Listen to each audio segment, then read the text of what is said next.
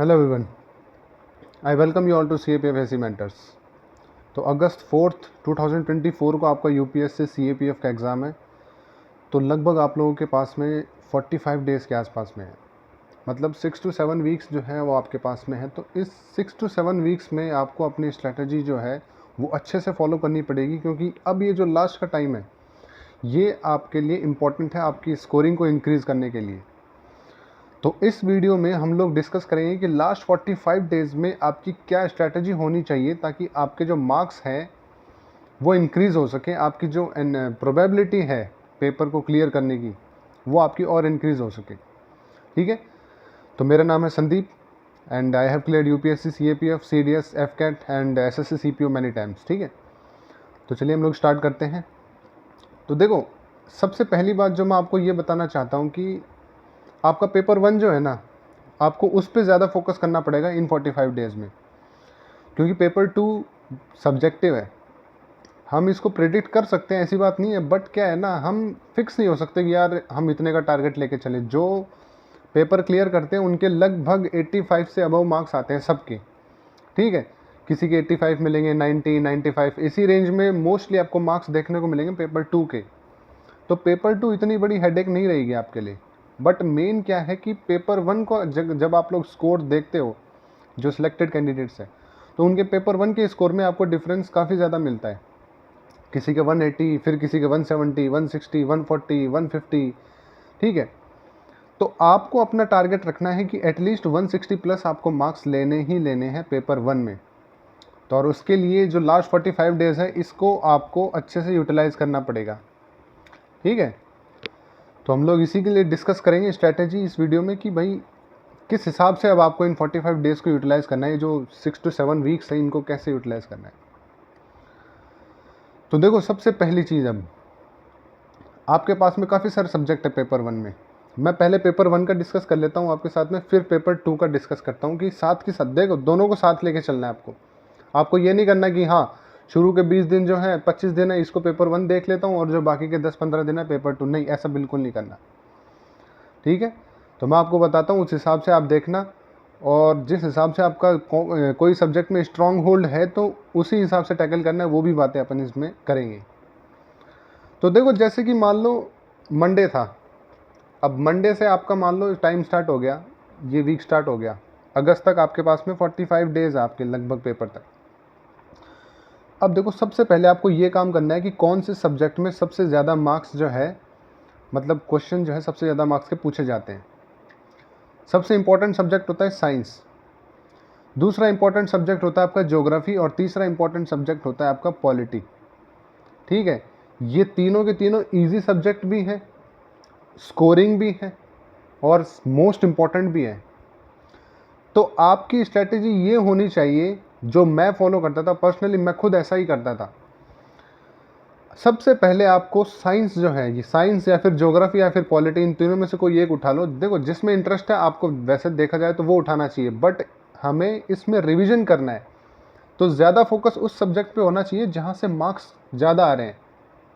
Science में 25 से 30 question के बीच में आते हैं हर साल। तो सबसे पहले जैसे कि फर्स्ट वीक है तो उसमें आप साइंस पे फोकस करो अच्छे से, पूरे हफ्ते मंडे से लेकर सैटरडे तक अच्छे साइंस पे फोकस करो। अगर आप 10 घंटे पढ़ रहे हो ना, तो कम से कम 4 या 5 घंटे तो आप साइंस को दो ही दो। ठीक है, तो 4 या 5 घंटे डेली के आपको साइंस को देना है। आप दूसरा सब्जेक्ट भी उठा सकते हो अपनी सहूलियत के हिसाब से, अपनी कन्वीनियंस के हिसाब से, पर मैं मेरा पर्सनल एक्सपीरियंस बता रहा हूँ कि किस हिसाब से सब्जेक्ट्स को देख के मैं अपनी स्ट्रैटेजी बनाता था, और आपकी ये ऐसी स्ट्रैटेजी आपकी भी होनी चाहिए। तो देखो, साइंस पे पूरा फोकस करो आप लोग फर्स्ट वीक में। ठीक है, कम से कम 4 या 5 घंटे आप पूरा साइंस को अच्छे से रिवाइज करो। आपके जो नोट्स हैं उनको पढ़ो, जो आपने हाईलाइट कर रखे हैं आप उन सबको पढ़ो, मेनली NCERT 9th-10th की NCERT वापस पढ़ दो, कुछ नहीं होता, 2 दिन में पूरा पढ़ दोगे आप, कोई ज़्यादा भारी बात नहीं है। एक दिन बैठ के पढ़ोगे 9th क्लास की NCERT खत्म हो जाएगी, अगले दिन पढ़ोगे 10th की हो जाएगी। 2 दिन भी नहीं है तो कम से कम 4 दिन ले लो, कोई दिक्कत नहीं, लेकिन NCERT ख़त्म अच्छे से करो, क्योंकि 90% क्वेश्चन जो है वहीं से आते हैं। टाइम दो NCERT में। ठीक है, अब मंडे से सैटरडे तक आपने साइंस अच्छे से पढ़ ली।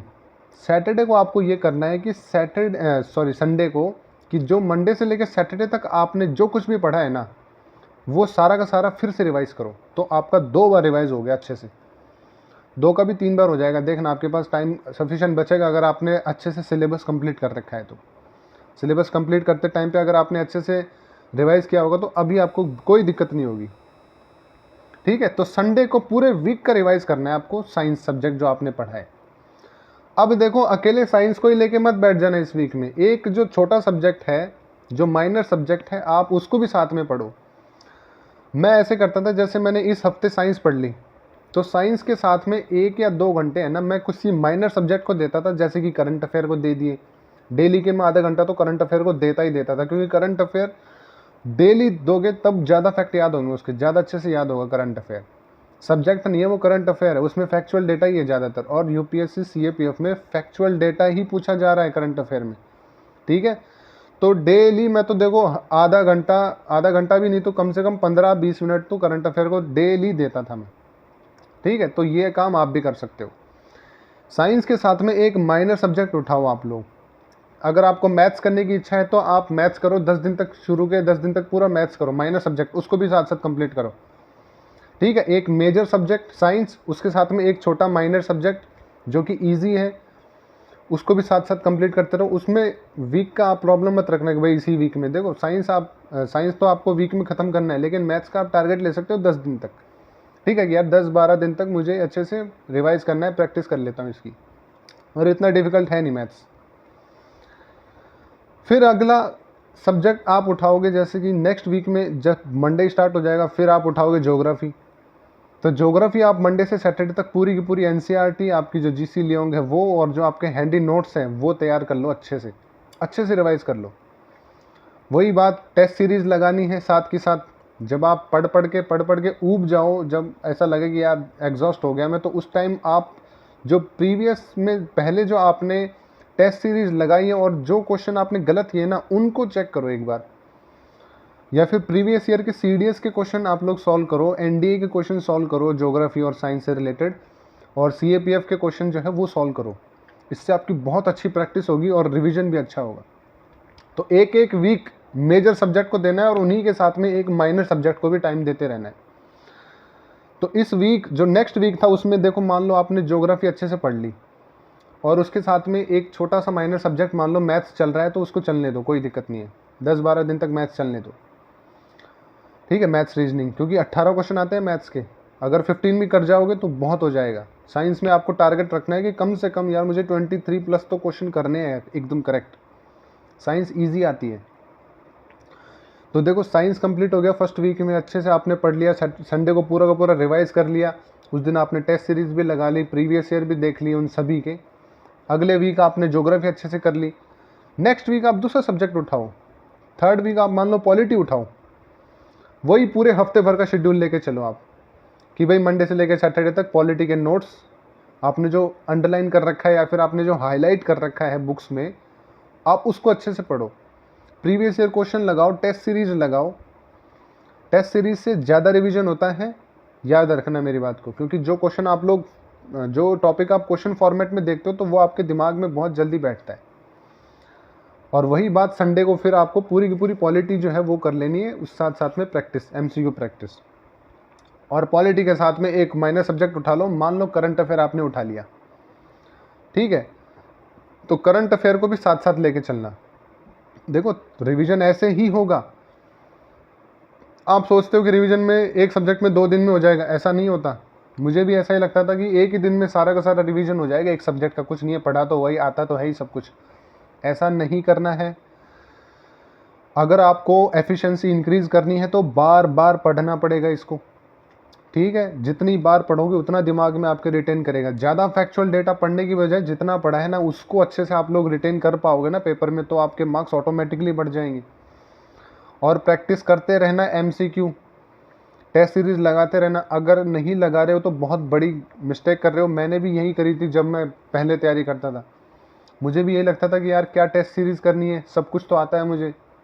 बट क्या है ना, जब हम लोग क्वेश्चन को प्रैक्टिस करते हैं तो हमारा माइंड अलग टाइप का होता है। जब हम पढ़ाई करते हैं तो वो चीज़ अलग होती है। क्वेश्चंस को कैसे अटेम्प्ट करना है, नॉट करेक्ट, करेक्ट, ये सब चीज़ें क्या है ध्यान में रखनी पड़ती है। तो जब आप क्वेश्चन प्रैक्टिस करोगे तो एग्ज़ाम में भी उसकी बहुत हेल्प मिलेगी आपको पेपर सॉल्व करने में। ठीक है, तो देखो मेन स्ट्रेटेजी अपनी यही है, आप वीक के हिसाब से इसको बांट लो। जैसे 45 डेज है आपके पास में, तो 45 डेज में आप वीक के हिसाब से फर्स्ट वीक देखो, आप डिसाइड करो कि भाई मुझे साइंस पढ़नी है, इसके साथ में मुझे मैथ्स रीजनिंग लेके चलनी है। ठीक है, आप वो सब करते जाओ पूरे वीक, टेस्ट सीरीज के साथ में, MCQs के साथ में, और जो अपना अच्छा से रिवीजन है वो करते जाओ। नेक्स्ट वीक आप मान लो ज्योग्राफी लेके चल रहे हो, उसके साथ में आप छोटा सब्जेक्ट या तो एनवायरनमेंट ले लो, उसके साथ सिंक करती है एनवायरनमेंट, या फिर आप लोग करंट अफेयर ले लो, या फिर मैथ्स चल रही है तो मैथ्स करते रहो आगे तक 5-7 दिन तक और। ठीक है, फिर थर्ड वीक में आप पॉलिटी चूज़ करो, पॉलिटी चूज़ करने के बाद में फिर से एक छोटा सब्जेक्ट उठा लो, जैसे कि करंट अफेयर उठा लिए। ठीक है, फिर नेक्स्ट वीक में आप हिस्ट्री को चूज़ करो, और उसमें भी पहली जो इम्पोर्टेंट चीज़ है पहले उसको कवर करो। मान लो क्या मतलब है, मॉडर्न हिस्ट्री बहुत इंपॉर्टेंट है, उसके बाद में एंशंट हिस्ट्री, और फिर टाइम बचता है तो मेडिवल। अगर पढ़ी है, अच्छे से पढ़ी है, तो मेडिवल में ज़्यादा से ज़्यादा 1 या 2 दिन, उससे ज़्यादा नहीं लगेगा आपको। तो 3 दिन आप मॉडर्न में मान के चलो, आप 3 दिन में मॉडर्न हो जाएगी। ठीक है, NCERT पहले NCERT रिवाइज करनी है आपको, उसके बाद में जो आपने नोट्स बनाए हैं, जो स्टैंडर्ड बुक से छोटे मोटे जो आपने नोट्स बनाए हैं हैंडी, फिर वो करने हैं आपको। ठीक है, तो ऐसे करते करते 4 वीक में आपके मेजर सब्जेक्ट हो चुके हैं। साइंस हो गया आपका, ज्योग्राफी हो गया, पॉलिटी हो गया, और हिस्ट्री हो गया। हिस्ट्री को चलो ठीक है, 1 हफ्ता नहीं हो रहा है तो कोई दिक्कत नहीं, 3-4 दिन और दे दो एक्स्ट्रा। किसी का वीक है, किसी को रिटेन करने में दिक्कत हो रही है तो बार बार पढ़ना पड़ेगा उसको। तो लास्ट 30 डेज तक आपका सारा का सारा हो जाएगा, 4 हफ्ते में आपका सारा का सारा रिवीजन हो जाएगा। ठीक है, साथ के साथ माइनर सब्जेक्ट आपको लेके चलना है, जैसे कि करंट अफेयर लेके चलना है आपको साथ के साथ, या मैथ्स रीजनिंग आपको बहुत अच्छा स्ट्रॉन्ग होल्ड है तो कोई दिक्कत नहीं है, कम रिवाइज करो लेकिन रिवाइज ज़रूर करो। देखो पेपर 1 को लेके मेरी एक एडवाइस ये रहेगी आपकी इन 45 डेज़ के लिए, कि सबसे पहले आपको पता होना चाहिए कि आपका कौन सा सब्जेक्ट में स्ट्रॉन्ग होल्ड है। जैसे कि मान लो मेरा ज्योग्राफी में स्ट्रॉन्ग होल्ड है, तो मुझे ज्योग्राफी रिवाइज करने में ज़्यादा से ज़्यादा 3 या 4 दिन लगेंगे, उससे ज़्यादा नहीं लगेंगे, ये मुझे पता है, और ये हुआ भी ऐसा ही है। तो आपको भी, आपके साथ भी यही होगा। रिजिड मत होना प्लान के साथ में, अपने हिसाब से प्लान बनाना कि हाँ भाई इतना टाइम मुझे इसको देना है। अगर वो उससे पहले ख़त्म हो गया तो अच्छी बात है, 1 दिन एक्स्ट्रा देकर पूरा अच्छे से और रिवाइज कर लो, 2 की जगह 3 बार रिवाइज करो, लेकिन रिवाइज अच्छे से करो। आपके पास में मतलब सब्जेक्ट के हिसाब से, कोई सब्जेक्ट ज़्यादा टाइम लेगा रिवाइज होने में, कोई सब्जेक्ट कम लेगा, तो वो एडजस्ट हो जाएगा। पूरा 1 महीना लगेगा आपको, देखो मान के चलो न मान के चलो, पूरा का पूरा महीना आपको रिवीजन में लगेगा। इस बीच कोई नया टॉपिक, नया सब्जेक्ट जो छूट गया हो, अब उसको छोड़ ही दो, अब बिल्कुल नहीं पढ़ना। Now you can't afford a new thing, क्योंकि अब आप उसको पढ़ोगे, समझोगे, फिर रिवाइज करोगे, आपका काफ़ी सारा टाइम निकल जाएगा उस चीज़ में। अब वो सारी चीज़ें बिल्कुल इग्नोर करो। मेनली अब आपको करना है रिवीजन। इन 45 डेज़ में जितना ज़्यादा आप रिवीजन पे फोकस करोगे, उतना ही ज़्यादा आपकी जो एफिशिएंसी है वो इंक्रीज़ होगी, आपका जो प्रोबेबिलिटी है एग्ज़ाम को क्रैक करने की वो आपकी इंक्रीज़ होगी। ठीक है, तो पहले हफ्ते हमने साइंस पकड़ी थी, मान लो पहले हफ्ते साइंस पकड़ी तो हमने पूरे हफ्ते साइंस पढ़ी, उसके साथ में मैथ्स को और रीजनिंग को मैं प्रैक्टिस करता चला गया 1-1 घंटे। ठीक है, तो आपका साइंस कंप्लीट हो गया, और आने वाले 7-8 दिन में आपकी मैथ्स और रीजनिंग भी रिवाइज हो जाएगी। 10 दिन मान लो मैथ्स रीजनिंग को, उससे ज़्यादा नहीं होगा, 10 दिन बहुत है। 1.5 घंटा भी आप दोगे मैथ्स रीजनिंग को तो भी बहुत है। नेक्स्ट वीक आपने ज्योग्राफी पढ़ी और एनवायरनमेंट पढ़ी, आराम से हो जाएगी वो रिवाइज। नेक्स्ट वीक आपने पॉलिटी पढ़ी, उसके साथ में करंट अफेयर उठा लिए। अब आगे के 1-2 हफ्ते आप करंट अफेयर पढ़ो अच्छे से, क्योंकि 12 से 15 क्वेश्चन आते हैं करंट अफेयर के। अगर 10 भी क्वेश्चन सही करोगे तो भी बहुत है, बहुत इजी क्वेश्चन आते हैं। कोई 2 या 3 क्वेश्चन ऐसे होंगे करंट अफेयर में जो आपको नहीं आएंगे, बाकी 10 क्वेश्चन आराम से क्रैक कर दोगे आप। तो रेगुलरिटी रखनी है इस प्रोसेस में, करंट अफेयर में भी रेगुलरिटी रखनी है आपको। जैसे मैथ्स को हम लोग लेके चल रहे हैं, वैसे ही करंट अफेयर को लेके चलना है, वैसे ही आपको एनवायरनमेंट को लेके चलना है। ठीक है, अब बची आपकी इकोनॉमिक्स। इकोनॉमिक्स में भी बहुत कम क्वेश्चन आते हैं, और ज़्यादा क्वेश्चन जो है ना, कई बार तो देखो वो लोग मैक्रो से पूछते हैं, कई बार माइक्रो से पूछते हैं, या फिर कई बार वो करंट अफेयर से पूछते हैं। ज़्यादा से ज़्यादा क्वेश्चन 5 से 7 क्वेश्चन इकोनॉमिक्स के इतने ही आते हैं। कोई कोई टाइम पे ज़्यादा रेशो हो जाता है, तो ज़्यादा से ज़्यादा आपको 4 या 5 दिन इकोनॉमिक्स में लगेंगे। 30 दिन तो हो चुके हैं आपके, 28 दिन के आसपास, तो 4-5 दिन में आप इकोनॉमिक्स भी अच्छे से पढ़ लो। ठीक है, तो देखो ये जिस हिसाब से मैंने आपको स्ट्रैटेजी बताई, ये खुद मैंने फॉलो करी थी, इससे बहुत बढ़िया रिवीजन होता है। सारे सब्जेक्ट एक साथ चलते हैं, साइंस भी हो गया आपका, ज्योग्राफी भी होगी आपकी, पॉलिटी होगी आपकी, हिस्ट्री होगी, और साथ साथ में जो आपके छोटे सब्जेक्ट है जैसे current affair, maths, reasoning, environment और इकोनॉमिक्स, ये भी आपके साथ साथ कवर हो जाएगी। और आपको मैंने क्या इग्नोर करना है वो मैंने बताया। पेपर 1 में बिल्कुल भी आपको अभी नई चीज़ें नहीं पढ़नी है। हाँ, कोई एक दो कॉन्सेप्ट है कि यार ये छूट गया था तो वो पढ़ लो, कोई दिक्कत नहीं है, लेकिन बल्क में जो मटेरियल जो आपको नहीं पढ़ा है जो आपने, वो तो देखो बिल्कुल भी उसको मत टच करना अब, क्योंकि अब अगर नई चीज़ पढ़ोगे तो टाइम वेस्ट भी होगा, ना ही वो आपके दिमाग में अच्छे से रिटेन हो पाएगी, क्योंकि उसका रिवीजन नहीं होगा। ठीक है, तो ये है अपनी पेपर 1 की स्ट्रैटेजी। पेपर 1 में आपको यही फॉलो करनी है। अब बाकी आपके ऊपर है, अगर आपको लगता है कि यार मुझे इस सब्जेक्ट को इतना टाइम देने की ज़रूरत नहीं है, तो वो फिर देखो आपकी प्रूडेंस के हिसाब से आप डिसीजन ले सकते हो। जैसे कि मैंने आपको बताया था कि भाई मुझे ज्योग्राफी में आज भी रिवीजन करने की ज़रूरत नहीं है, 1 या 2 दिन में बुक पढ़ूंगा, बहुत हो जाएगा। ठीक है, तो ऐसा सब्जेक्ट हर किसी का रहता है कि किसी एक सब्जेक्ट पे या फिर किसी 2 सब्जेक्ट पे बहुत ही बढ़िया स्ट्रॉन्ग होल्ड होता है। ठीक है, तो उसको आप कम टाइम दो। बाकी जिसमें लगता है कि यार इसको मुझे थोड़ा कम आता है, इसको रिवाइज करने की और ज़्यादा ज़रूरत है, तो उसको थोड़ा टाइम ज़्यादा दे दो। आपकी स्ट्रैटेजी ये होनी चाहिए। ठीक है, मेनली एनसीईआरटी को रिवाइज करो, क्योंकि ज़्यादातर क्वेश्चन सीएपीएफ एसी के अंदर एनसीईआरटी से डायरेक्ट क्वेश्चन पूछे जाते हैं। लाइन टू लाइन अगर आपने पढ़ी है तो आपको बहुत आसानी हो जाएगी रिवाइज करने में, क्योंकि आपको कॉन्सेप्ट क्लियरिटी जो है वो बहुत अच्छी हो चुकी होगी। ठीक है, तो पेपर 1 का हम लोगों ने इस हिसाब से स्ट्रैटेजी बताई है कि कैसे आपके सारे सब्जेक्ट भी हों और इन 30 से 35 दिनों में आप अच्छे से जो है रिवाइज कर सको हर एक चीज़ों को। देखो रिवीजन पे ही फोकस करना है आपको, पढ़ने पे कम फोकस करना है। और अब बात करते हैं पेपर 2 की। तो देखो पेपर 1 तो मैंने आपको बता दिया कि भाई 4 से 5 घंटे आपको एक सब्जेक्ट को देना है, मेजर सब्जेक्ट को, और 1 से 1.5 घंटे आप माइनर सब्जेक्ट को दे सकते हो। टोटल हो गए आपके 7 घंटे के आसपास मान लो।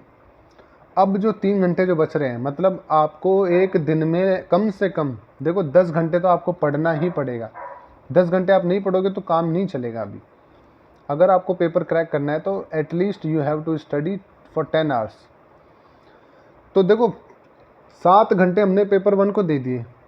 अब जो बचा हुआ टाइम है ना, 2 या 3 घंटे का, जो भी आप लोग पढ़ते हो, अब 2 या 3 घंटे में आप पेपर 2 में रेगुलरिटी लेके आओ। पेपर 2 यहाँ से, अब से आपको पेपर 2 डेली पढ़ना पड़ेगा। आप एक दिन भी पेपर 2 को मिस नहीं कर सकते। क्यों? क्योंकि देखो there are so many reports, factual datas.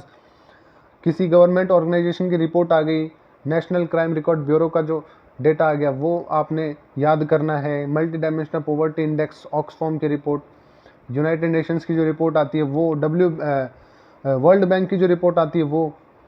तो देखो ये सारी रिपोर्ट्स जो है ना, इनको दिमाग में रखने के लिए आपको बार बार इनको रिवाइज करना पड़ेगा।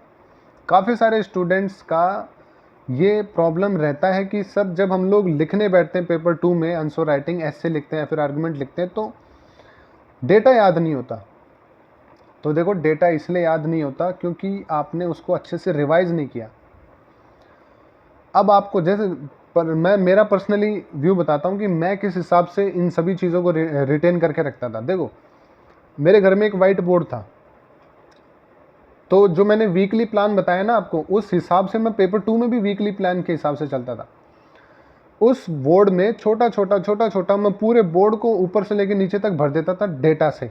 कोई रिपोर्ट हो गई, कोई फैक्चुअल डेटा हो गया, कोई मिनिस्ट्री ऑफ होम अफेयर्स का कोई डेटा हो गया, तो इस टाइप के डेटा से मैं पूरा का पूरा बोर्ड भर देता था। रात को सोने से पहले और सुबह उठते ही मैं एक बार वो 5 या 10 मिनट के लिए वो बोर्ड जरूर देखता था, घूमते घूमते। भाई ब्रश करते करते मैंने वो बोर्ड देख लिया। तो इससे क्या होता था कि बार बार वो डेटा मेरी आंखों के सामने आता था ना, तो मुझे वो विजुअलाइज हो चुका था पूरा बोर्ड। तो 1-1.5 हफ्ते तक मैंने ऐसा किया, पूरी की पूरी रिपोर्ट मैंने जो है अच्छे से, जितना भी फैक्चुअल डेटा था वो मेरे दिमाग में अच्छे से आ चुका था। तो आप भी ऐसा कर सकते हो। अपनी स्टडी टेबल पे 2-3 पेज A4 साइज के ना, उस पर अच्छे से ये रिपोर्ट लिख दो, चिपका दो, और अच्छे से पढ़ते रहो इन 40 दिनों तक। आपको एक एक डेटा याद हो जाएगा। आपके आर्गुमेंट राइटिंग में बहुत अच्छे से यूज़ होगा, एस्से राइटिंग में बहुत अच्छा यूज़ होगा, और आपके एस्से में भी। डेटा तो आपको साथ के साथ करना है। अब क्या करना है पेपर 2 के रिवीजन में, मेन फोकस करना है जो आपने आंसर राइटिंग अभी तक करी है, जो आपने मान लो CAPF AC मेंटर्स की जो टेस्ट सीरीज़ है वो आपने ज्वाइन करी होगी पेपर 2 की, या फिर कोई और भी आपने राइटिंग प्रैक्टिस करी होगी। तो अब क्या है, वो जो पीछे वाले जो आंसर आपने लिखे हैं ना, उनको फिर से पढ़ना है आपको, उनको रिवाइज करना है। क्या पता भाई वही टॉपिक आपके पेपर में आ जाए तो आपको एक एज मिलेगा दूसरों से, ठीक है। तो आपको ये चीज़ समझने की ज़रूरत है कि जो आपने आंसर राइटिंग पहले करी हुई है ना, वो आंसर राइटिंग को आपको फिर से पढ़ना है, फिर से रिवाइज करना है। मान लो कोई टॉपिक आपने पढ़ा होगा फॉरेस्ट फायर से रिलेटेड, उसको राइटिंग प्रैक्टिस किया होगा आज से 20-25 दिन पहले, या फिर मई में प्रैक्टिस करी होगी, जून में प्रैक्टिस करी होगी। तो अब लास्ट के 40-45 दिनों में वो सारे टॉपिक जो भी आपने लिखे हैं ना, ऐसे आर्गुमेंट या फिर रिपोर्ट के, वो अभी वापस पढ़ने हैं आपको। उससे बहुत अच्छा रिवीजन होगा आपका, ठीक है। क्योंकि पेपर 2 का एज सच स्पेसिफिक मटेरियल नहीं है आपके पास में, तो जो आपने प्रैक्टिस करा है ना वही आपको पढ़ना पड़ेगा, जो आपने रिपोर्ट्स फैक्चुअल डेटा लिखे हैं वही आपको वापस पढ़ना पड़ेगा, ठीक है। और आप प्रैक्टिस रेगुलर रखिए अपने हिसाब से। ये मैं इसलिए बोल रहा हूँ क्योंकि किसी स्टूडेंट का नॉलेज बेस बहुत अच्छा होता है लेकिन राइटिंग स्किल बिल्कुल नहीं होती है, तो उसको फोकस करनी पड़ेगी ज़्यादा राइटिंग स्किल पे। लेकिन किसी की राइटिंग स्किल अच्छी होती है लेकिन नॉलेज नहीं है, तो उसको नॉलेज पे फोकस करना पड़ेगा। तो वो आपकी प्रूडेंस के हिसाब से आपको डिसीजन लेना है कि किस चीज़ पे आपको ज़्यादा काम करने की ज़रूरत है, ठीक है। तो फैक्चुअल डेटा का मैंने आपको बता दिया कि मैंने कैसे पढ़ाई करी थी, तो आप भी उस हिसाब से इस स्ट्रैटेजी को देख सकते हो क्योंकि ये मुझे बहुत बेस्ट लगी थी। दूसरा, जो आपने पहले जो राइटिंग प्रैक्टिस कर रखी है आपको उसको बार बार पढ़ना है। टॉपिक वहीं से आ सकते हैं, ठीक है, उसी से लिंक होके टॉपिक आएंगे। अब तीसरी चीज़ देखो, राइटिंग पार्ट हो गई आपकी। कॉम्प्रीहेंशन देखो, आप हफ्ते में एक टेस्ट सीरीज लिखोगे ही लिखोगे, श्योर है ये तो। ठीक है भाई, एक फुल लेंथ टेस्ट तो आप लोग लिखोगे ही लिखोगे। अब जो प्रैक्टिस नहीं कर रहा पेपर 2 की, तो यार अब सिलेक्शन तो कैसे होगा। पेपर 2 की प्रैक्टिस तो करनी ही पड़ेगी, एटलीस्ट हफ्ते में एक फुल टेस्ट तो आपको देना ही देना पड़ेगा। बाकी आपकी मर्जी है, आपके ऊपर भाई किस हिसाब से आप प्रैक्टिस और कर सकते हो, आप अपने वीकनेस को देखते हुए। तो बात कर रहा था मैं पेपर 2 में प्रैक्टिस की, तो वो आप लोग करते रहना। फुल लेंथ टेस्ट लिखोगे, उसमें आपका कॉम्प्रीहेंशन और प्रेसी राइटिंग वो दोनों आपका कवर हो जाएगा, कोई दिक्कत नहीं उसमें। वो इजी पार्ट है, वो सबसे इजी है। कॉम्प्रीहेंशन तो बहुत इजी होता है। ऐसे राइटिंग, आर्गुमेंट और रिपोर्ट, इन्हीं में थोड़ी बहुत दिक्कत आती है स्टूडेंट्स को। तो उसके लिए मैंने आपको बताया कि ये जो वीकली प्लान जो मैंने बताया ना, इसी के जो 3 घंटे लास्ट में बचते हैं आपके, उसमें आपको इस हिसाब से पेपर 2 की तैयारी करनी है, ठीक है। संडे को उसी में राइटिंग कर लेनी है आपको, 3 घंटे मिलेगा, आपको 3 घंटा पूरा राइट कर लेना उसको। अब बात करते हैं ग्रामर की। देखो, ग्रामर जो है ना, one of the most easiest parts in paper 2। वो कैसे, देखो ग्रामर है ना बिल्कुल भी ऑब्जेक्टिव सब्जेक्टिव नहीं है, बिल्कुल ऑब्जेक्टिव है। जो रूल्स के अकॉर्डिंग सेंटेंस आया है, जो पूछा गया है, उसको आपको उसी हिसाब से आंसर लिखना है। अगर वो बोल रहा है कि भाई डायरेक्ट इनडायरेक्ट में कन्वर्ट करो, तो आपको रूल्स पता होने चाहिए ना। एक्टिव पैसिव करवा रहा है तो वो पता होना चाहिए। ट्रांसफॉर्मेशन ऑफ सेंटेंसेस करवा रहा है तो वो पता होना चाहिए। तो कहने का मेरा मतलब ये है कि वीकली प्लान है तो 1 या 2 वीक्स, मान लो कि अभी जून चल रहा है, 19 तारीख, 18-19 तारीख, तो आपको ही मान लो कि भाई ये जो 10 दिन है ना, पूरे जून के 10 दिन, इसमें पूरा ग्रामर्स के रूल्स ही पढ़ो। आप प्रैक्टिस करो और ग्रामर के रूल पढ़ो। आप 1 घंटा भी डेली अगर ग्रामर के रूल्स को दे दोगे ना, तो 10-12 दिन में आपकी ग्रामर बहुत अच्छी हो जाएगी। इतनी तो नॉर्मल आपको आती भी होगी। देखो 25 नंबर की ग्रामर आती है, टारगेट लेके चलना है 18+, तभी पेपर 2 में मार्क्स आते हैं अच्छे। मार्क्स ग्रामर में ही खींचे जाते हैं, कॉम्प्रीहेंशन में ही खींचे जाते हैं। ये ऐसे सब्जेक्ट, ये ऐसे पोर्शन है जहाँ पर नंबर कटने की जो प्रोबेबिलिटी है वो कम है।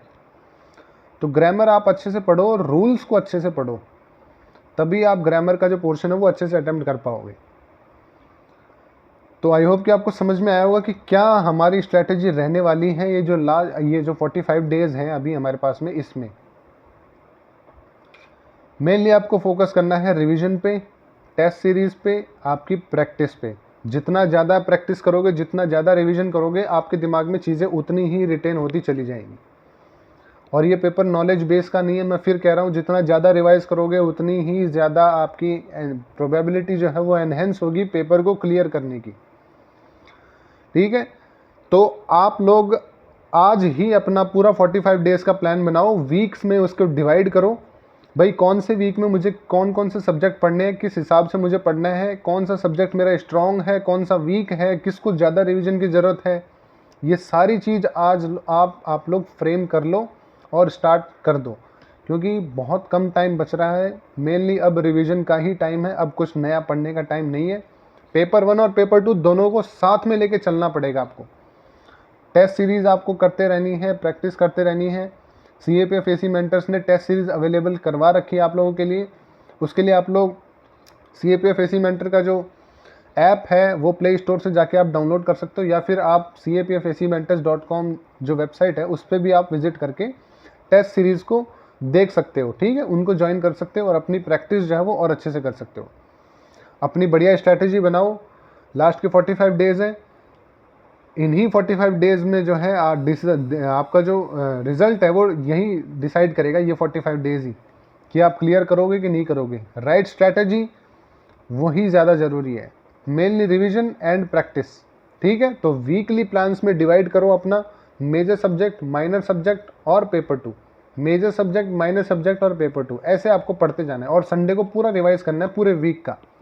ठीक है, और उस दिन आपको टेस्ट सीरीज भी लगा लेनी है। MCQ करते रहना है, प्रीवियस ईयर क्वेश्चंस भी करते रहना है, टेस्ट सीरीज लगाते रहना है पेपर 1 की। ठीक है, आई होप कि आपको समझ में आया होगा कि भाई क्या हमारी स्ट्रैटेजी होने वाली है।